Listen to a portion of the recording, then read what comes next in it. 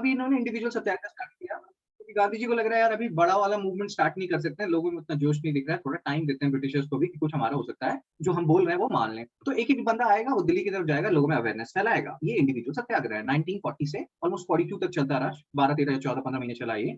और एक एक बंदा जाता था और लोगों में अवेयरनेस फैलाता था। पहला जो सत्याग्रही था विनोबा भावे, दूसरा नेहरू जी, तीसरा ब्रह्मदत्त। ये शुरू के तीन नाम याद रखिएगा, ये तीन नाम पूछे जा चुके हैं बहुत बार कि इंडिविजुअल जो सत्याग्रह था उसमें कौन पहला था, इंडिविजुअल सत्याग्रही कौन दूसरा था। दिल्ली की तरफ गए इसलिए दिल्ली चलो मूवमेंट बोलते हैं, और वो बोले उनका एम क्या था कि लोगों में अवेयरनेस फैलाना, क्योंकि गवर्नमेंट ने फ्रीडम ऑफ स्पीच पे एक तरह से बैन लगा के रख दिया था, जो आजकल भी आपको देखने को मिलता है। तो नो ऑफेंस। फर्स्ट कौन था? फर्स्ट था, उसका नाम था शबनम, शबनम नजवी। सेकंड का नाम था, क्या नाम था सेकंड का? हाँ जल्दी से देख मेरे भाई, विनोबा भावे। कौन सा विनोबा। भावे? विनोबा भावे। फिर दूसरा नेहरू, तीसरा ब्रह्मदत्त। तो ये ओके ओके डन सर। ठीक है, ये विनोबा भावे जो है बहुत इंपॉर्टेंट है, क्योंकि बाद में जब आप पोस्ट इंडिपेंडेंट इंडिया पढ़िएगा उसमें भी आपको ये विनोबा भावे पढ़ने को मिलेंगे। भूदान मूवमेंट इन्होंने स्टार्ट किया था। भूदान मूवमेंट में ये बड़े बड़े जमींदार को बोलते थे कि इतना लैंड रख के करोगे क्या, बांट दो गरीबों में, कुछ भला होगा तुम्हारा। तो ये आप पढ़िएगा, जब हम जमींदारी सिस्टम एबॉलिशन 9 शेड्यूल पढ़िएगा तो उसमें आप पढ़िएगा। फिर क्या हुआ आफ्टर मार्च, कुछ हो नहीं रहा है, वो लोग कर नहीं रहे हैं, कुछ मान नहीं रहे हैं ब्रिटिशर्स। और धीरे धीरे ये जो जापान वाला एरिया है, जापान धीरे धीरे ब्रिटिशर्स को भगाता जा रहा है। जो ब्रिटेन है उसने पहले साउथ ईस्ट एशिया में बहुत सारी कंट्री कैप्चर कर ली थी, लेकिन जापान काफी एग्रेसिव हुआ और ब्रिटेन इतने डैश थे कि वो छोड़ छोड़ के भाग जाते थे। जहां पे भी जापान ज्यादा नाटक करता था, ज्यादा मतलब होता है ना, आया वो जीतने लगा, तो ये भाग जाते थे। तो इनको लग रहा था कि ऐसे यहाँ पे भी आ जाएगा जापान, ये लोग भाग जाएंगे। और जापान उस टाइम काफी ज्यादा क्रूअल था, जो वॉर क्राइम्स थे वो बहुत ज्यादा सुनने को मिल रहे थे। अगर आपको सुनना है जापानीज वॉर क्राइम, तो मंचूरियन एनेक्सेशन पढ़िएगा थोड़ा, उसमें आपको पता चलेगा उन्होंने क्या क्या करते थे। वो बहुत ही स्टूपिड टाइप की चीजें करते थे। और अभी तुम जापानीज कल्चर देखोगे, वो लोग इतने अच्छे लगते हैं, पता नहीं क्या है। कहते हैं कि जब कुछ पावर, मतलब ऐसा वो एग्जाम्पल है वो वॉर क्राइम्स का जो जापानीज लोगों ने किया था मंचूरिया में। ठीक है सर, तो उसके बाद CWC जो है, CWC का क्या मतलब है? What is CWC? Shabnam, I Shabnam, don't know wow, Congress working committee, Congress working sir. ये कमेटी। पीछे में नहीं था इसका एब्रिविएशन? नहीं था। अभी समझ में आया ना ये क्या है, कांग्रेस वर्किंग कमेटी, ठीक है। Yes sir. उसके बाद ये बोलते जा रहे हैं कांग्रेस वर्किंग कमेटी की, यार दे देना इंडिपेंडेंस, बाद में ही दे देना वॉर के, अभी कुछ थोड़ा बहुत पावर दे दो। ये लोग फिर भी नहीं सुन रहे हैं। क्रिप्स मिशन भेज दिया। क्रिप्स मिशन के जो लीडर थे सर स्टैफर्ड क्रिप्स, ये काफी अच्छे बच्चे हैं, ये बाद में भी आते हैं कैबिनेट मिशन में। कैबिनेट मिशन जब हम पढ़ेंगे, अभी तुरंत पढ़ेंगे थोड़ी देर में, उसमें 3 लोग आते हैं, स्टैफर्ड क्रिप्स, एवी अलेक्जेंडर और आई थिंक पैट्रिक लॉरेंस। फिर स्टैफर्ड क्रिप्स आते हैं। वो बड़े अच्छे आदमी थे, लेकिन उनको काम ही नहीं करने दे रहा था उस टाइम का जो प्रेसिडेंट था, सॉरी प्राइम मिनिस्टर था, विंस्टन चर्चिल। वो बहुत कुटिल आदमी, बहुत बेकार आदमी, I don't like him at all. तो ये मार्च में आया, इसको बोला गया कि डोमिनियन स्टेटस बोलो, कंप्लीट इंडिपेंडेंस मत बोलना।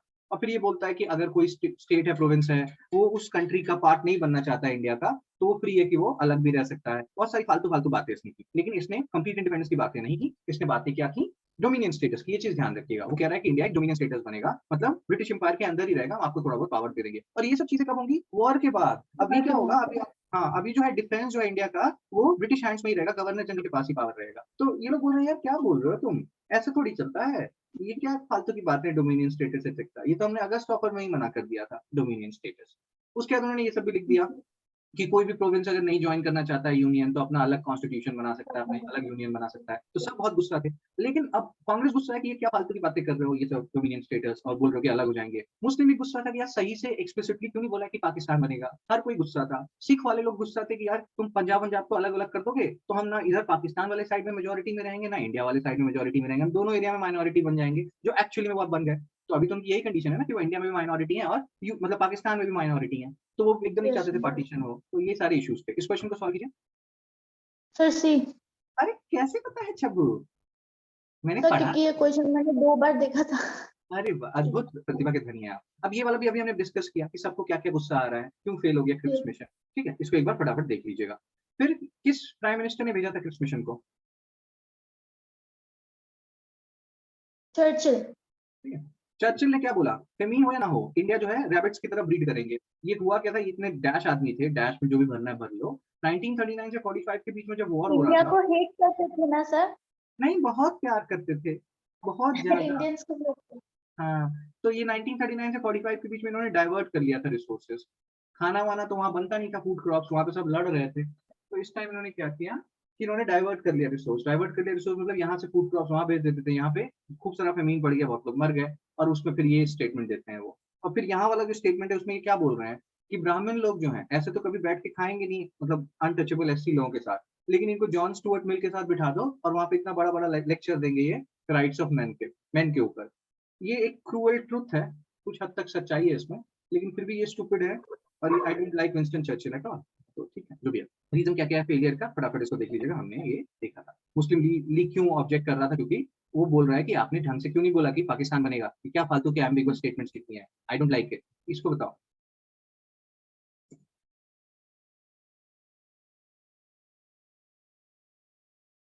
शबनम, तो देख रही हूँ।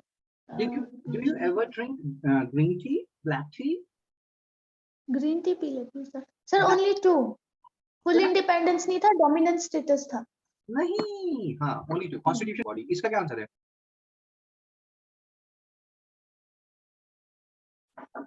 इसका आंसर है ये वाला। कौन सा वाला?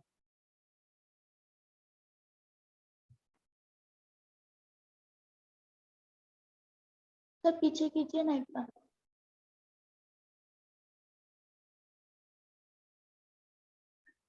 That all in state should join as sir dominant status be. Be. ठीक है, स्टेटमेंट ये देख लेना फटाफट। Time for quit India. इनको लगे कि यार वैसे सुन नहीं रहे लोग, क्विट इंडिया मूवमेंट लॉन्च करना पड़ेगा। व्हाइटली कमीशन क्यों आया था? वाइटली सर ये कंडीशन ऑफ लेबर के लिए। हाँ, कंडीशन ऑफ लेबर चेक करने के लिए। लेबर्स के लिए। सर 1929 इनको सबने तुम्हारा आवाज सर कट मैंने बोला इनको सबने नाइट तुम्हारा फूड आवाज, मिला था, लेकिन इन्होंने रिजेक्ट कर दिया। आपका आवाज सर कट मेरा रहा, आवाज नहीं आ रहा है? बीच में कट रहा था बहुत ज्यादा। अभी आवाज आ रहा है सर? हाँ, क्या कर लिया था बीच में, ऐसा जो हो गया था? सर ये हमारे इधर मौसम खराब है ना, इसलिए। सर ये तो इनको white- नाइट फूड मिला था, लेकिन इन्होंने एक्सेप्ट नहीं किया। बहुत ही अच्छी बात है। तो ये फटाफट इसको देख लीजिएगा। और इन्होंने पहली बार ऐसा हुआ कि कोई इतना बड़ा आदमी आया और उन्होंने, मतलब गांधी जी जो कह रहे थे कि हम 1600s में India one of the richest country था, आप आए उसके बाद वन ऑफ द पुअरेस्ट हो गया, इन्होंने इस पे कंकर किया कि बहुत चीजें चेंज करने की जरूरत है इंडिया में। इसका आंसर क्या है? ये कांग्रेस ने रिजेक्ट किया क्रिप्स प्रपोजल, ये भी सही है। One is correct. हाँ, ओनली वन, दोनों ही करेक्ट है। क्रिप्स, कांग्रेस ने रिजेक्ट किया क्रिप्स प्रपोजल, ये भी सही है। क्रिप्स मिशन में सिर्फ व्हाइट लोग थे, ये भी सही है। उसमें तुम्हारा स्टेफर्ड क्रिप्स था, उसके बाद आई थिंक उसमें और भी राइली वाली कुछ करके और भी लोग थे, सारे व्हाइट ही थे सारे। जो तुम्हारा वहां का जो ब्रिटिश का पार्लियामेंट है वहां के लीडर्स थे। लेकिन रीजन ये नहीं है, इस रीजन से रिजेक्ट नहीं किया। रीजन इसलिए रिजेक्ट किया था क्योंकि वो स्टूपिड स्टेटमेंट्स बोल रहे थे, डोमिनियन स्टेटस एक्सेट्रा। तो इसका आंसर होगा बी। दोनों स्टेटमेंट करेक्ट है, लेकिन रीजन वो नहीं था। ठीक है, ओ क्रिप्स नेशन में सिर्फ व्हाइट से थे सर? सिर्फ व्हाइट, सिर्फ व्हाइट। वो देखते थे कि किसने रिन साबुन से मुंह धोया है, उन्हीं को लेके आते थे वो। ठीक है। हाँ, फिर क्विट इंडिया मूवमेंट स्टार्ट हो गया। अब क्विट इंडिया मूवमेंट क्यों स्टार्ट हो गया? क्योंकि उनको लगने लगा कि अगर हमें तुरंत इंडिपेंडेंस नहीं मिलेगा, जापान इतनी नजदीक आ गया, हमें पकड़ लेगा, फिर यहाँ पे भी वॉर क्राइम्स करेगा, ब्रिटिशर्स के भरोसे रह नहीं सकते, ये लोग इस पे कोई भरोसा नहीं कर सकता, तो कुछ तो करना पड़ेगा। तो इन्होंने क्विट इंडिया मूवमेंट स्टार्ट किया। इसमें पैरेलल गवर्नमेंट्स बने बहुत जगह, बलिया, सतारा में। पहली बार गांधी जी इतने रेडिकल दिखे कि बहुत जगह वायलेंस हुआ, फिर भी इन्होंने कॉल ऑफ नहीं किया मूवमेंट को। लेकिन ब्रिटिशर्स बहुत जल्दी में थे। जैसे ही 8 अगस्त को क्विट इंडिया मूवमेंट लॉन्च हुआ, अगले दिन सुबह सुबह 9 तारीख को सबको पकड़ के जेल में डाल दिया। तो इसके बाद क्या हो गया, ये मूवमेंट जो है एक तरह से छोटे छोटे जो लीडर्स थे उस टाइम, जो छोटे लीडर्स थे उन्होंने स्टार्ट किया। ठीक है, छोटे छोटे लीडर्स का क्या मतलब है, जैसे कि आपके जयप्रकाश नारायण, ये सारे जो लोग हैं ये बहुत एक्टिव हो गए। अब यहाँ पे ध्यान ये रखिएगा, ये जो इंस्ट्रक्शन है गांधी जी का 8 तारीख को, मतलब अरेस्ट होने से पहले उन्होंने क्या क्या बोला गवर्नमेंट सर्वेंट को। उन्होंने ये नहीं बोला कि रिजाइन कर दो जॉब से, उन्होंने बोला लेकिन हमारे ऊपर लॉयल्टी रखो। सोल्जर को ये नहीं बोला कि आप आर्मी मतलब छोड़ दो, बोला आर्मी के साथ रहो लेकिन हमारे ऊपर फायर मत करना। पीजेंट को ये नहीं बोला कि तुम बिल्कुल भी रेंट मत दो रेंट अगर लैंडलॉर्ड जमींदार गवर्नमेंट को पसंद नहीं करते हैं। तो ये सारा पॉइंट देख लीजिएगा। स्टूडेंट को बोला कि जॉब छोड़ दो, तो अभी तुम बहुत खुश हो जाते शबनम अगर तुम क्विट इंडिया मूवमेंट के टाइम पे होते। यू लाइक ये I will leave job because Gandhi ji told me so. ठीक है ना mister Shabnam? Yes sir. Job नहीं, पढ़ाई नहीं छोड़ना है। Yes sir. उसके बाद ये सारी चीजें हो रही हैं। इस बार ब्रिटिशर्स थोड़े वॉयलेंट हो गए, कांग्रेस को बैन कर दिया और 1942 में सबको पकड़ लिया। अब ये बताओ इस क्वेश्चन का आंसर क्या है? शबनम जल्दी करो। सर 3। ठीक है, 3 ओनली, क्योंकि फर्स्ट में उन्होंने गवर्नमेंट सर्वेंट को रिजाइन करने नहीं बोला, सोल्जर्स को ये नहीं बोला छोड़ दो, बोला कि बस गोली वोली हमारे ऊपर मत मारना। पिछले वाला स्लाइड देख लीजिएगा। अब यहाँ पे ये यस जो है, सर। हाँ वेरी गुड। अब उसके बाद ये जो अरुणा असफ अली हैं, उषा मेहता है, ये लोग छोटे छोटे जो लीडर्स थे, छोटे किसी को नहीं बोलना चाहिए, सब बड़े हैं, लेकिन उस टाइम जो लीडर्स थोड़े अननोन थे रिलेटिवली, इन लोगों के हाथ में आ गया हमारा बागडोर क्विट इंडिया मूवमेंट का। और इन्होंने बहुत अच्छा काम किया, इसलिए ये जो तुम्हारी अरुणा आसफ अली है, इनको ग्रैंड ओल्ड लेडी बोलते हैं इंडिपेंडेंस का। ठीक है सर। बहुत लोगों को मारा गया, पीटा गया, पैरेलल गवर्नमेंट बने अलग अलग एरिया में। इसका आंसर क्या है mister Shabnam, miss Shabnam, missus Shabnam?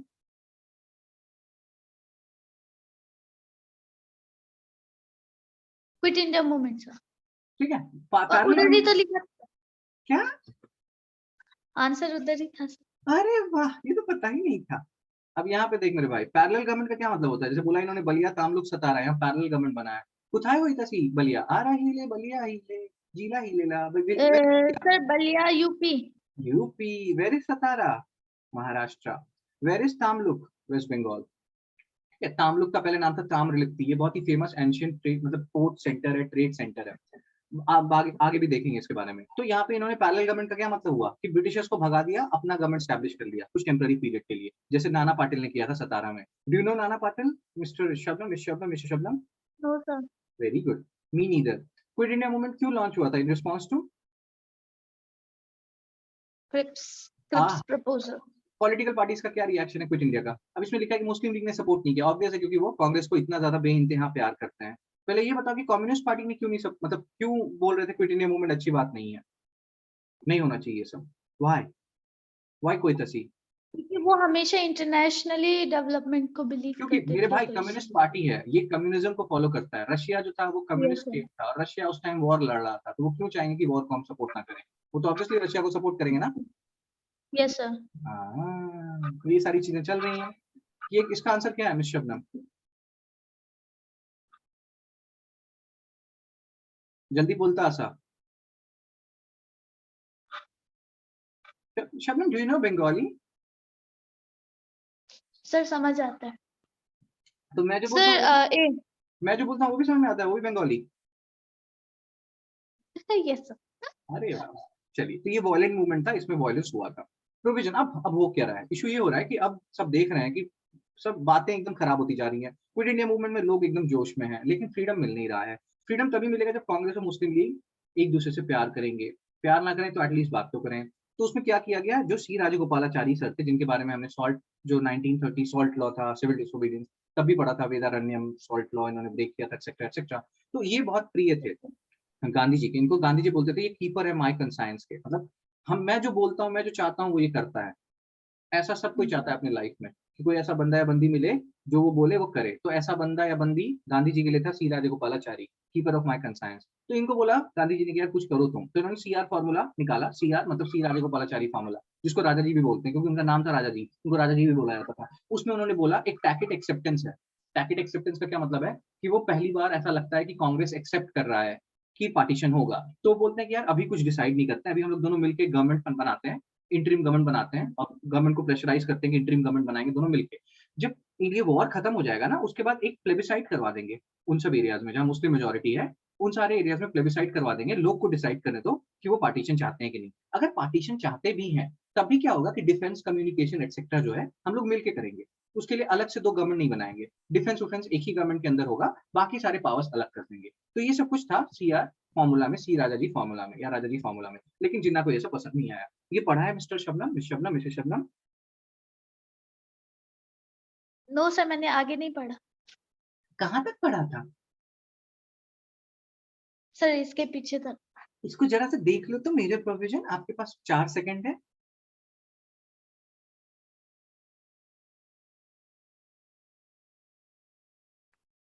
जब हो जाए बोल देना, एक एक सेकंड कीमती है।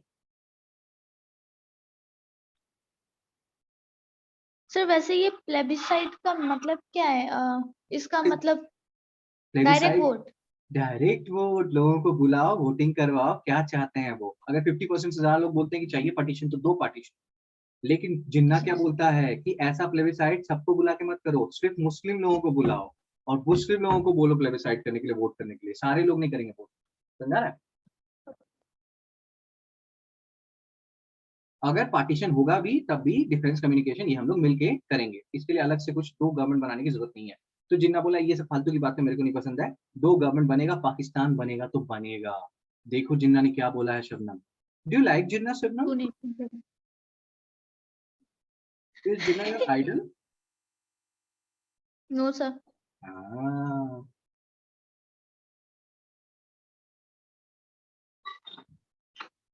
आपके पास 5 सेकंड और है। सर हो गया। ठीक है, सिख का तो कोई पूछता ही नहीं है सिख लोगों से कि वो क्या चाहते हैं, बड़ा मेरे को बहुत गुस्सा आता है इसमें। सिख भी कोई पूछो, उन सबसे ज्यादा अन्याय किसके साथ हुआ है तो पार्टीशन में आई थिंक सिख लोगों के साथ हुआ है, दोनों जगह यस सर। माइनॉरिटी लोग हैं। तुमको कैसे पता ये सर? सर जलियांवाला बाग में से कर देखो, सबसे ज्यादा उनको लॉस है। चलिए सर, राजा जी, अभी C Rajagopalachari, keeper of my conscience, Gandhi ji ने किसको बोला है? शबनम, क्या वो तुम थे? गोपालाचारी अरे वाह वाह, गोपालाचारी। राजसी राजा गोपालाचारी, जिनको हम राजा जी भी बोलते हैं। ये बताइए इसका क्या आंसर है? राजा गोपालाचारी ने जो राजा जी फॉर्मूला बोला वो पैम्पलेट से बोला था, द वे आउट, और ये सॉल्यूशन था कॉन्स्टिट्यूशनल डेडलॉक सॉल्व करने का, कि यार ये दोनों मान नहीं रहे, कुछ तो करके मनवाओ। और पहला टैक्टिक एक्सेप्टेंस है कि पाकिस्तान बनेगा। कांग्रेस, ऐसा लग रहा है कि कांग्रेस वाले भी बोल रहे हैं। देसाई लियाकत का, लियाकत, ये जो है, ये हम क्या बोलते हैं इसको, भूला भाई देसाई, कि कांग्रेस के बड़े टावरिंग लीडर हैं। इनके एक मित्र हुआ करते थे, लियाकत अली खान, जो मुस्लिम लीग में थे। एक कांग्रेस में, दूसरा मुस्लिम लीग में, दोनों दोस्त थे। तो सोचा गया कि कुछ होगा, लेकिन इससे कुछ हुआ नहीं। इन लोगों ने कुछ बातें बातें की कि इक्वल रिप्रेजेंटेशन देंगे हिंदू मुस्लिम एक्सेट्रा एक्सेट्रा, लेकिन जिन्ना विना ने सुना ही नहीं। तो बस ये ध्यान रखिएगा कि देसाई लियाकत पैक में कौन कौन लोग थे और बेसिक इनका क्या फंडा था। लेकिन कुछ सुना नहीं किसी ने, कोई बातें आगे बढ़ी नहीं, तो ये उतना इंपॉर्टेंट है नहीं। फिर भी ये प्रोविजन देख लीजिएगा कि equal number of person nominate करेंगे कांग्रेस और मुस्लिम लीग, 20% सीट रिजर्व रहेगा माइनॉरिटीज के लिए, ब्ला ब्ला ब्ला। लेकिन कुछ हुआ नहीं, आगे बात बढ़ी नहीं। ठीक है, yes sir. Available plan Shimla conference. अब देखो 1944 आ गया है, अब चेंज होगा। 1944-45 में क्या होगा, नया वॉइस रॉय आएगा, लॉर्ड वेबल। इससे पहले कौन था voice Roy? Miss Shabnam, missus Shabnam. Sir वो लिलित आगे बोलो। लिटी लिटी बट लिलित गो। लिलित गो, ये लिलित गो। तुम स्टैमर कर रहा है इसके नाम पे। अब वेबर प्लान आया 1945 में। इसको शिमला कॉन्फ्रेंस भी बोलते हैं, क्योंकि लोग शिमला में मिलते थे, जो इनका इंडिया का समर कैपिटल हुआ करता था। गर्मी बहुत लगती थी यहाँ पे, तो शिमला चले जाते थे लोग। तो यहाँ पे मिले लॉर्ड वेबल, सबको बुलाया, कांग्रेस को बुलाया, मुस्लिम लीग को भी बुलाया, बोला कि देख भाई, इक्वल रिप्रेजेंटेशन देंगे हिंदूज और मुस्लिम्स को, ये वो करेंगे, वो करेंगे। और बहुत सारी बातें इन्होंने बोली। लेकिन जिन्ना एकदम फिक्स थे कि नहीं भैया, पाकिस्तान बोलो कि पाकिस्तान दोगे। तो इन्होंने बोला नहीं, पाकिस्तान पाकिस्तान तो हम बात नहीं कर रहे हैं। तो जिन्ना ने बोला नहीं, फिर हम नहीं एक्सेप्ट करेंगे। और ये इतने स्टूपिड थे लॉर्ड वेबल कि इन्होंने बोल दिया कि ब्रेक डाउन हो गया, क्योंकि जिन्ना एक्सेप्ट नहीं कर रहा, ब्रेक डाउन हो गया। इससे ये पता चलने लगा, या ये लोगों को ये लगने लगा कि Congress is equal to Muslim League, दोनों को बराबर का पावर है। अगर मुस्लिम लीग नहीं मानेगा तो पूरा का पूरा टॉक फेल हो जा रहा है। समझ में आ रहा है ना? इससे तो ये समझ में आ रहा है ना कि दोनों बराबर है, दोनों को मानना पड़ेगा तभी टॉक आगे चलेगा। तो इसके कारण क्या हो गया, अब जिन्ना जी को लगने लगा, मुस्लिम लीग को लगने लगा कि अब तो पाकिस्तान पक्का, क्योंकि हम मना कर देते हैं तो कुछ बात आगे बढ़ती ही नहीं है। समझ में आ रहा है? तो ये ध्यान रखिएगा, yes sir. Wavell plan, Shimla conference, ये सारी बातें चल रही हैं। वो बोल रहे हैं एग्जीक्यूटिव काउंसिल याद रखिएगा, जिसमें 1909 में एक मेंबर गया, उसके बाद फिर 1990 में 3 गए। अब वो कह रहे हैं कि सारे ही इंडियन मेंबर्स होंगे except governor general, commander in chief. Muslim और हिंदूज को इक्वल रिप्रेजेंटेशन मिलेगा। बहुत सारी और बातें चल रही हैं। और वो बोल रहे हैं कि अब इसमें जिन्ना को ये भी इशू था कि मुस्लिम जितने भी जाएंगे वो सारे हम भेजेंगे, कांग्रेस नहीं भेज सकता मुस्लिम, कांग्रेस सिर्फ हिंदू भेजेगा। तो कांग्रेस लाइक डूड, स्टूपिड हो गया यार, हमारे यहाँ इतने इतने अबुल मतलब मौलाना जी हैं, अल हिलाल लिखा हुआ है इन्होंने, इतने सारे मुस्लिम लीडर्स हैं, ये तो गलत बात कर रहे हैं, हम हिंदू पार्टी थोड़ी ना है। तो इस पे भी नाटक हो गया, इस पे भी इशू हो गए, बहुत सारे इशू थे। तो वेबल ने बोला कि भाई तुम लोग सुनते नहीं हो, मानते नहीं हो, चलो खत्म, देख लो इसको फटाफट। हाँ, अब ये देखो, एग्जीक्यूटिव काउंसिल में उन्होंने बोला सारे इंडियन मेंबर्स होंगे, आप अपना अपना लिस्ट भेजिए। आप कांग्रेस वाले कौन से मेंबर्स चाहते हैं भेजो, मुस्लिम लीग भेजो, एक या तो सिंगल लिस्ट भेजो, या अगर आप लोग मान नहीं पाते हो तो अलग अलग लिस्ट भेजो। देख लेना, ये उतना इंपॉर्टेंट नहीं है। याद ही रखना कि किस बात पे झगड़ा हुआ। झगड़ा इस बात पे हुआ कि सारे मुसलमानों को मुस्लिम लीग भेजना चाहते थे। प्लस अगेन कोई पाकिस्तान की बात हो नहीं रही है, and they are like dude, why are you not talking about Pakistan? So you have to talk about Pakistan explicitly. पढ़ लीजिए रिएक्शन क्या है।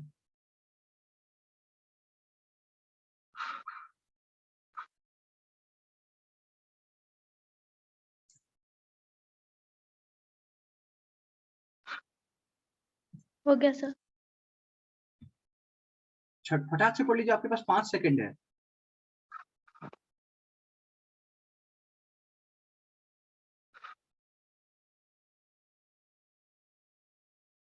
बहुत लोग तो ये भी बोलते थे ना कि अभी जो गवर्नमेंट था विंस्टन चर्चिल का, ये जानबूझ के नाटक करता है। स्टैफर्ड क्रिप्स वाले मिशन में भी इसने नाटक किया, यहाँ पे भी इन्होंने नाटक किया। चाहते ही नहीं है कि इंडिपेंडेंस मिले। थैंकफुली इस टाइम एक इलेक्शन हुआ ब्रिटेन में, और वहां पे ये कंजर्वेटिव गवर्नमेंट चला गया, लेबर गवर्नमेंट आ गया। क्लेमेंट एटली का, और वो बड़े अच्छे गवर्नमेंट थी हमारे लिए। तो उन्होंने बोला फटाफट उन्होंने बोला कि नहीं यार हमें इंडिपेंडेंस देना है। अब वहाँ पे कंडीशन बहुत खराब हो गया, क्विट इंडिया मूवमेंट के बाद हम किसी पे भरोसा नहीं कर सकते, ना ही सिविल सर्वेंट पे, ना ही आर्मी पे, ना ही नेवी पे। नेवी का भी रिवोल्ट हो गया था वहाँ पे, RIN revolt, royal Indian navy revolt हो गया था वहाँ पे। तो उनको लग रहा है कि सब रिवोल्ट कर रहे हैं, अब किसके भरोसे हम रहे हैं, तो हमें तो छोड़ के जाना पड़ेगा जितना जल्दी जाए। आगे चले शब्बू, आगे चले। Yes yes sir. इसका आंसर बताइए sir sir. Sir Shimla conference हो। अरे वाह वाह वाह वाह। ठीक है, अब क्या हो गया, अच्छी चीज क्या हो गई, ये फालतू वाला गवर्नमेंट चर्चिल का गया, नया लेबर गवर्नमेंट आया, क्लेमेंट एटली आया, और क्लेमेंट एटली अच्छा आदमी था, आई लाइक हिम, जो भी हमारे लिए अच्छा करे वो हमारा अच्छा गवर्नमेंट है। उन्होंने बोला कि नहीं हम इंडिपेंडेंस देंगे, और उन्होंने नया वॉइस रॉय भेजा, वेबल को ही भगा दिया, एकदम तुरंत भगाया वेबल को। नया वॉइस रॉय कौन आया, क्या वो तुम थे शबनम? कौन था नया वॉइस रॉय? Lord Mountbatten. सुना है तुमने नाम? Yes sir. कहाँ सुन लिया?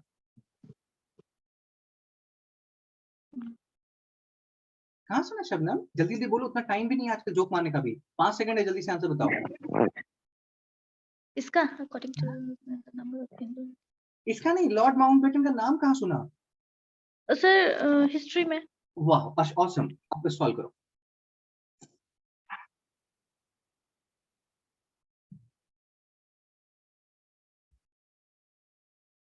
सर ए करेक्ट है और आर उसका रीजन नहीं है।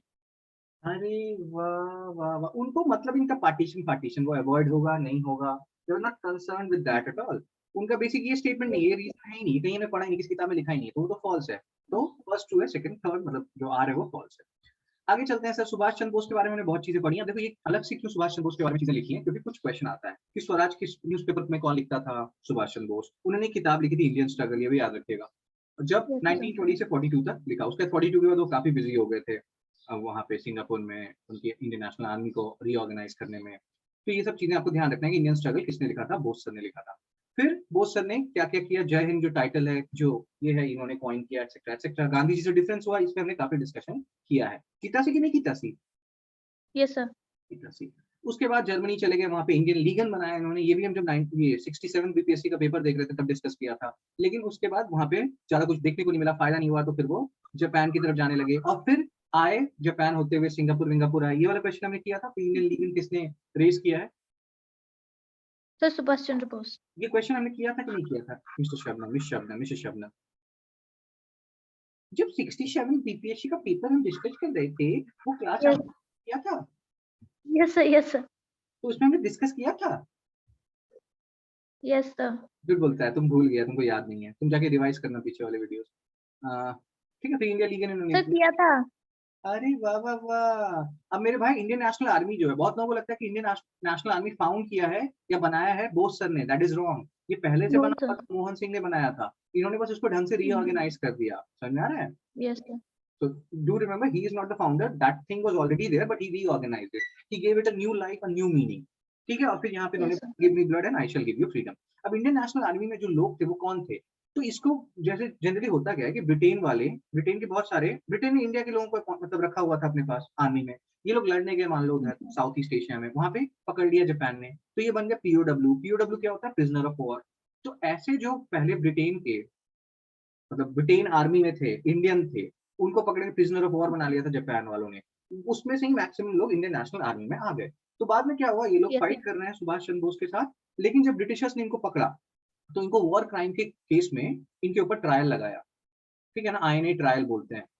लेकिन फिर इंडिया में बहुत हंगामा हो गया कि ब्रिटिशर्स वाले बोल रहे थे कि आपने गद्दारी की है, आप हमारे अगेंस्ट ही लड़ रहे हो, हमने ही आपको अपॉइंट किया था। लेकिन इंडिया में क्या था, सेंटिमेंटल इशू हो गया ये कि नहीं यार, ये इंडियन इंडिपेंडेंस के लिए लड़ रहे थे। इंडियन नेशनल आर्मी में था तो ऐसा नहीं था कि ये लड़ते तो क्या अपने घर जाने के लिए लड़ नहीं रहे थे, ये इंडिया को इंडिपेंडेंस दिलाने के लिए लड़ रहे थे। तो even though they were fighting against the British, they were fighting against a noble cause. I understanding what is happening here, dichotomy क्या है?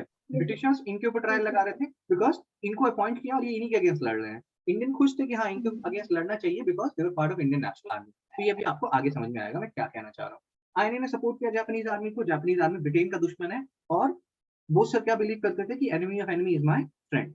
तो कुछ चीजों में जीत मिली, लेकिन यहाँ पे कोहिमा और इम्फाल में बैटल में धीरे धीरे जापान पीछे जाने लगा और ब्रिटेन जीतने लगा। इस टाइम तक ब्रिटेन वहां मतलब दूसरे एरियाज में भी अच्छा कर रहा था, वहां पे ईस्टर्न फ्रंट वेस्टर्न फ्रंट हर जगह ये अच्छा कर रहा था। और धीरे धीरे ये जो एक्सेस पावर्स हैं, ये लोग हार रहे थे, जापान, इटली, जर्मनी ये हार रहे थे, और आपको पता चलेगा जब आप वर्ल्ड हिस्ट्री पढ़ेंगे। आईएनए ट्रायल्स अभी आपको मैंने बताया, आपको समझ में आ रहा है आईएनए ट्रायल्स का मीनिंग क्या है? हाँ सर, वो ब्रिटिश लोग उन्हें पकड़ लिए थे, मतलब गुस्सा हो रहे थे ना, क्योंकि वो लोग ने उनको खड़ा किया और उनके अगेंस्ट ही वो लड़ रहे थे। कितनी गलत बात है ये, क्या ये गलत बात है? वो गलत कर रहे थे? Yes sir. अरे गलत क्यों कर रहे थे भाई, वो अपने देश के लिए लड़ रहे थे, तो ऐसे में ही उन लोगों ने बहुत सारे नहीं नहीं, मतलब ब्रिटिशर्स गलत कर रहे थे। तो कर्नल जो है प्रेम सहगल, गुरबख्श सिंह ढिल्लन, इनके अगेंस्ट भी एक ट्रायल हुआ, ये ट्रायल बहुत फेमस हो गया दिल्ली में, रेड फोर्ट में हो रहा था, और कांग्रेस और मुस्लिम लीग को लगा कि इसको इशू बनाया जा सकता है। इनफैक्ट ये लास्ट ऐसा, शबनम तुम्हारे पीछे से आवाज आ रहा है, कौन है ये? बंद कर दिया कौन है ये बच्चा? सर, डॉगी है। Very good. तो कांग्रेस और मुस्लिम लीग ने क्या किया, अपने अपने एडवोकेट्स भेजे, और ये कहा जाता है ये लास्ट ऐसा इंसिडेंट है जहाँ पे कांग्रेस और मुस्लिम लीग ने मिलकर काम किया। ये वो लीडर्स हैं, इनके बारे में इनका नाम देख लीजिएगा, नाम कभी कोई पूछे, ठीक है। फिर इन पे चार्ज क्या लगाया गया था कि आप इंपायर, ब्रिटिश इंपायर के अगेंस्ट वॉर आपने किया है, लेकिन इंडिया में लोग खुश थे कि अच्छा किया जो किया, हमारे लिए लड़ रहे थे। तो इसको पढ़ लीजिए एक बार फटाफट, आपके पास 5 सेकंड है।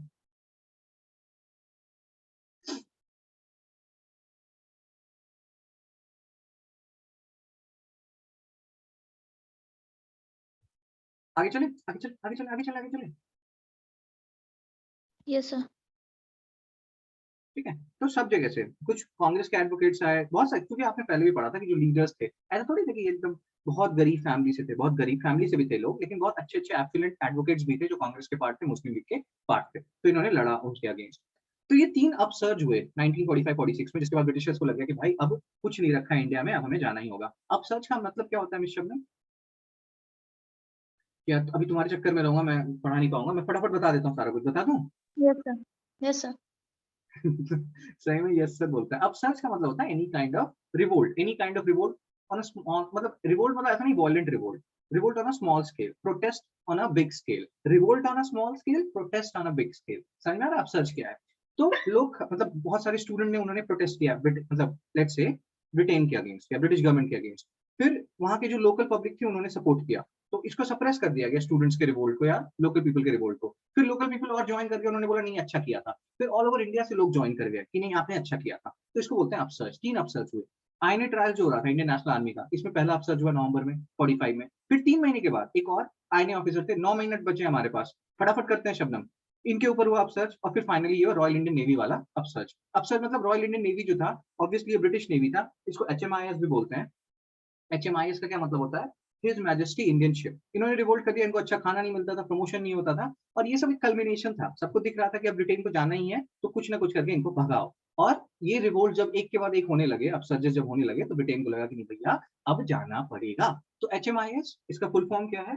His majesty Indian ship. ये बॉम्बे वालों ने किया पहले रिवोल्ट, अच्छा खाना नहीं मिल रहा एक्सेट्रा, फिर कराची वालों ने भी कर दिया कि भाई हाँ सही में हम लोगों का प्रमोशन नहीं होता, कि ब्रिटिशर्स अपना प्रमोशन करवाते हैं। ये सब चीजें होने लगी, लेकिन फिर कांग्रेस एक्सेट्रा ने बोला कि भैया वॉयलेंट मत होइए, मारपीट मत कीजिए, इसको हम सुलझाएंगे। तो ये सब चीजें जब होने लगी तो ब्रिटिशर्स को लगा कि अब आर्मी नेवी किसी पे भी भरोसा नहीं कर सकते हैं, फटाफट निकलो यार यहाँ से। अब ये इस क्वेश्चन का आंसर क्या है? लॉर्ड माउंटबेटन क्या वाइस रॉय थे शिमला कॉन्फ्रेंस के, मिस शबनम, हाँ या नहीं? No sir. नो। और सेकंड स्टेटमेंट करेक्ट है, तो आंसर होगा बी, 2 ओनली। अब उसके बाद क्या हुआ, इलेक्शन हुए 1945-46 के, क्योंकि 37 के बाद कभी इलेक्शन हुआ नहीं था, बीच में यही लोग थे, कांग्रेस मिनिस्ट्री ने रिजाइन कर दिया था। इस इलेक्शंस में मुस्लिम लीग ने बहुत अच्छा किया अपने मुस्लिम जो रिजर्व सीट्स थे उनके ऊपर, और उससे ये लग गया कि अब पाकिस्तान बनेगा ही बनेगा। तो ये पूरी चीज है।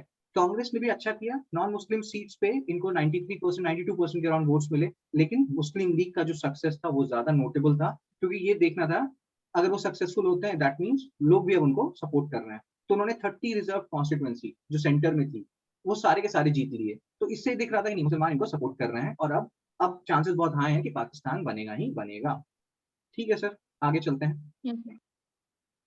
ठीक है, ठीक है। फिर अब कैबिनेट मिशन आया, जब ये सब चीजें होने लगी, अब लोगों को लग रहा है कि अब यार ये लोग अभी फिर भी लड़ रहे हैं, कांग्रेस मुस्लिम लीग में कुछ हो नहीं रहा है, तो कैबिनेट मिशन भेजा गया 1946 में। 3 लोग हैं देखो, फिर से स्टेफर्ड क्रिप्स आए जो पहले क्रिप्स मिशन के पार्ट थे ये बंदे, उसके साथ उनके साथ आए एवी अलेक्जेंडर, और ये तुम्हारे जो दूसरे हैं क्या बोलते हैं उसको, पैथिक लॉरेंस। ये तीनों लोग आए और तीनों लोगों ने बातें की। इन्होंने एक चीज जो सबसे इंपॉर्टेंट बोली कैबिनेट मिशन में कि पाकिस्तान नहीं बनेगा। वो बोला कि 3 ग्रुपिंग कर देंगे, हम 3 ग्रुप्स बनाएंगे। एक ग्रुप में हिंदू मेजोरिटी एरियाज रहेगा, बी ग्रुप में मुस्लिम मेजोरिटी जो नॉर्थ वेस्ट में है वो रहेगा, सी ग्रुप में जो मुस्लिम मेजोरिटी है जो ईस्ट साइड में है ये रहेगा, ऐसी ग्रुपिंग कर देंगे प्रोविंस में। जो भी मतलब पर्टिकुलर ग्रुपिंग है, जो भी प्रोविंस उस ग्रुपिंग से वापस आना चाहता है, वो फर्स्ट जनरल इलेक्शन के बाद आ सकता है, दूसरे ग्रुप को ज्वाइन कर सकता है। अगर आप कॉन्स्टिट्यूशन चेंज करना चाहते हो तो 3 तरह के कॉन्स्टिट्यूशन बनेंगे। 3 तरह के कॉन्स्टिट्यूशन का क्या मतलब होता है? एक कॉन्स्टिट्यूशन, मान लो कोई नॉर्थ वेस्ट फ्रंटियर प्रोविंस है, तो ये अपने प्रोविंस का एक कॉन्स्टिट्यूशन बना सकता है। सिमिलरली मान लेते हैं ये किसी ग्रुप का पार्ट है, ठीक है, इस ग्रुप का पार्ट है, तो ये ग्रुप का भी एक अलग कॉन्स्टिट्यूशन बनेगा और फिर ये तीनों मिला के एक कंट्री बनेगी, कंट्री का भी एक अलग कॉन्स्टिट्यूशन बनेगा। तो याद ही रखिएगा, ग्रुपिंग ऑफ प्रोविंसेस है कैबिनेट मिशन का सबसे इंपॉर्टेंट पार्ट, और इन्होंने पाकिस्तान बोला कि नहीं बनेगा Pakistan, we don't approve of Pakistan. अब यहाँ पे कंफ्यूजन हो गया सब में, ब्रिटिशर्स मतलब जो मुस्लिम और कांग्रेस लीग है इनके बीच में कंफ्यूजन ही हो गया। मुस्लिम लीग को लगने लगा कि ग्रुपिंग किया है, मुस्लिम मेजोरिटी प्रोविंसेस को अलग किया, मतलब पाकिस्तान तो बनेगा। कांग्रेस को लग रहा था कि ये ऑप्शनल है ग्रुपिंग, जरूरी नहीं है कि सब लोग ज्वाइन करें ही करें। तो इसके कारण शुरू में दोनों ने ज्वाइन कर लिया। इन्होंने सोचा कि चलो मिनिस्ट्री ज्वाइन कर लेते हैं, एक इंटरिम गवर्नमेंट बनने वाला था, कांग्रेस और मुस्लिम लीग दोनों ने ज्वाइन कर लिया। लेकिन फिर नेहरू जी ने कुछ बोल दिया, नेहरू जी ने बोला कि हम सारी बातें एक्सेप्ट नहीं कर रहे हैं जो कैबिनेट मिशन में लिखा है, हम बस अभी ज्वाइन कर रहे हैं फॉर द टाइम बिंग। इस स्टेटमेंट को लेके जिन्ना जी ने बोला कि नहीं यार देखो, ये लोग ना मान नहीं रहे हैं जो चीजें लिखी हैं, मैं वापस जा रहा हूँ, मतलब मैं छोड़ रहा हूँ, मैं इंटरिम गवर्नमेंट का पार्ट नहीं बनूंगा। और फिर उन्होंने बोला कि अब डायरेक्ट एक्शन का टाइम आ गया है, अब कुछ करना पड़ेगा यहाँ के मुसलमानों को, अदरवाइज हमें नहीं मिलेगा पाकिस्तान। तो उसने कॉल दिया डायरेक्ट एक्शन का 16 अगस्त 1946 को, और फिर उस दिन कम्युनल हॉलोकॉस्ट हुआ और बहुत सारे लोग मर गए। तो ये चीज ध्यान रखिएगा कि मुस्लिम लीग में पाकिस्तान नहीं दिया गया था, इसीलिए इतना नाटक हुआ, इतने दंगे हुए। इसके बाद क्या हुआ, आफ्टरमाथ क्या हुआ कैबिनेट मिशन प्लान के बाद? अब सबको लगने लगा कि यार बिना पाकिस्तान बने कुछ होने वाला है नहीं, और कैबिनेट मिशन से कुछ हो नहीं रहा, कैबिनेट मिशन का प्रपोजल ये लोग मान नहीं रहे हैं। सो फिर उसके बाद इनको गवर्नमेंट का पार्ट बनाया गया, लेकिन अब ब्रिटिशर्स को लगा, क्लेमेंट एटली को लगा कि कुछ बोलना पड़ेगा इन लोगों को, ये लोग समझ नहीं रहे हैं। तो उन्होंने एक दे दिया प्रपोजल कि हम जून 1948 तक छोड़ के चले जाएंगे मेरे भैया, तुमको बनाना है कंट्री अपना बनाओ, अलग अलग बनाना है अलग अलग बनाओ, वी डोंट नो आपका कैसा पावर होगा, हम किसी को भी पावर देके यहाँ से चले जाएंगे, we are not interested in you at all, हमें छोड़ के जाना है आपको। ये उन्होंने ऐसा स्टेटमेंट इसीलिए दिया 30 जून 1948 का, क्योंकि उनको लग रहा था ऐसे ही लोग सुनेंगे नहीं, अपने में ही लड़ते रहेंगे और टाइम डिफर होता रहेगा। और ये भी रियलाइज दिलाने के लिए कि हम बहुत सीरियस हैं आपको इंडिपेंडेंस देने के लिए। इसके बाद क्या हुआ, इन्होंने इसको भेजा माउंटबेटन को, इसको ज्यादा पावर दिया, आपको बोला कि जैसे भी करना है करो, लेकिन यहाँ से निकलो, यहाँ से जितनी जल्दी निकल सकते हो निकलो। जून 1948 लेटेस्ट है। फिर माउंटबेटन ने बोला कि जून 1948 की क्या जरूरत है सर, हम उससे पहले ही निकल जाएंगे, हम अगस्त 1947 तक ही निकल जाएंगे। और फिर उन्होंने जो प्लान दिया उसको बोलते हैं माउंटबेटन प्लान। तो माउंटबेटन प्लान में उन्होंने बोला कि हम दोनों पार्ट बनाएंगे, इंडिया पाकिस्तान बनाएंगे, लेकिन उसमें उन्होंने कांग्रेस की भी बात रखी। कांग्रेस ने बोला था अगर पार्टीशन करो तो पार्टीशन बहुत छोटा करना, मतलब एकदम बड़ा सा पार्ट मत दे दो उनको। तो उन्होंने पार्टीशन तो किया, लेकिन पार्टीशन ऐसे किया कि पाकिस्तान कोई बहुत बड़ा स्टेट नहीं बना, बहुत कम मतलब एरिया उनको मिला एज कम्पेयर टू इंडिया। और उन्होंने एक ये मतलब ये भी बात हो गया कि जो कांग्रेस ने कहा कि पार्टीशन करो लेकिन बहुत ज्यादा एरिया उनको मत देना। दूसरी चीज ये भी बात होगी, मुस्लिम लीग की भी बात मान ली और पार्टीशन कर दिया, नया स्टेट पाकिस्तान बना दिया। तो ये सारी चीजें हुई माउंटबेटन प्लान में। उन्होंने बोला कि ट्रांसफर कर देंगे और प्लेबिसाइड करवाएंगे, अगर उसमें मान गए ये लोग कि हाँ हमें करना है, पार्टीशन होना है, तो पार्टीशन हो जाएगा। और उन लोगों ने प्लेबिसाइड करवाया, रेफरेंडम करवाया और पार्टीशन माना कि हमें पार्टीशन चाहिए। तो बाउंड्री कमीशन बनाया साइरल रेडक्लिफ के अंदर, और साइरल रेडक्लिफ ने ऐसे फालतू तरीके से बाउंड्री बनाया है कि अभी भी कुछ एरियाज जो राजस्थान के हैं, कुछ एरियाज जो पंजाब के हैं, वो डिस्प्यूटेड एरियाज में आते हैं, स्पेशली जो राजस्थान वाला एरिया है। ढंग से डिमार्केट किया नहीं इन्होंने, क्योंकि इतनी जल्दबाजी में सब कुछ कर रहे थे ये। जून 1948 तक का टाइम था, लेकिन फिर भी अगस्त 1947 से पहले ही भाग रहे थे। ठीक है सर। इसके बाद माउंटबेटन प्लान हुआ और इंडियन इंडिपेंडेंस एक्ट 1947 आया। इंडियन इंडिपेंडेंस एक्ट 1947 में यही सारी बातें चल रही हैं कि हम चले जाएंगे यहाँ से, और अब जो है अभी डोमिनियन स्टेटस रहेगा for the time being India. India भी डोमिनियन स्टेटस क्यों रहेगा, क्योंकि इसका कोई कॉन्स्टिट्यूशन नहीं बना है। जैसे ही इनका कॉन्स्टिट्यूशन बन जाएगा ये फुल फ्लेजेड कंप्लीट इंडिपेंडेंट हो जाएगा। और 14 अगस्त को पाकिस्तान को इंडिपेंडेंस मिल गया, 15 अगस्त को इंडिया को इंडिपेंडेंस मिल गया। इंडियन इंडिपेंडेंस एक्ट में बोल दिया है कि अब ब्रिटेन का कोई मतलब नहीं है इससे, आपको जैसे रूल करना है रूल कीजिए। फॉर द टाइम बीइंग जो आपका वॉइसरॉय पोस्ट था पहले, अब इसको हम बदल के गवर्नर जनरल बोल देंगे। जो लॉर्ड माउंटबेटन थे वो गवर्नर जनरल बने इंडिया के, लेकिन जिन्ना ने माउंटबेटन को गवर्नर जनरल नहीं बनने दिया पाकिस्तान का, और वो खुद बने गवर्नर जनरल पाकिस्तान के। तो ये सारी चीजें हुई। इंडियन इंडिपेंडेंस एक्ट में कोई बातें नहीं लिखी गई हैं। उन्होंने कहा है कि ये सिंपल एक डॉक्यूमेंट है। उन्होंने बोला कि अभी जब तक कि कॉन्स्टिट्यूशन नहीं बन रहा है, तो जो भी गवर्नमेंट बन रही है वो 1935 एक्ट के प्रोविजन के हिसाब से बनेगी। शबनम तुम हो या सो गए हो? सर हूँ मैं। तो बोलो तो बीच बीच में नहीं, लेकिन मत बोलो, अभी खत्म करना है, ठीक है? कुछ समझ में आ रहा है? Yes sir, yes sir, yes sir, झूठ बोलता है, सुन झूठ रही हूँ। झूठ बोलता है। नो सर, कंटिन्यू कीजिए सर।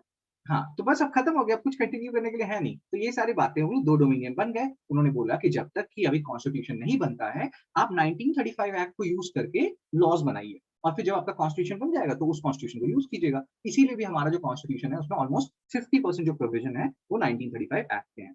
ठीक है सर, ये सारी बातें हुई और उसके बाद हमें इंडिपेंडेंस मिल गया। ये वो वाह वाह। अब बताओ क्या डाउट? अब आपके पास 2 मिनट 18 सेकंड है, फटाफट पूछो। खत्म हो गया, नेक्स्ट क्लास में हम पॉलिटी स्टार्ट करेंगे। 1 से 1.5 लेक्चर में उसको खत्म करना है, मतलब कल। Okay sir. हाँ बताओ क्या डाउट है? कोई डाउट कोई था ऐसा? नो सर, डाउट नहीं है अभी। डाउट सर आपने मुझे वो क्या बोलते हैं, सरोजनी नायडू और यार उनका नाम ही सुचिता कृपलानी के बारे में पता करने बोलता ना, कौन फर्स्ट वुमेन थी? तो हाँ, फर्स्ट वुमेन थी क्या थी? सरोजनी नायडू, सरोजिनी नायडू क्या है फर्स्ट?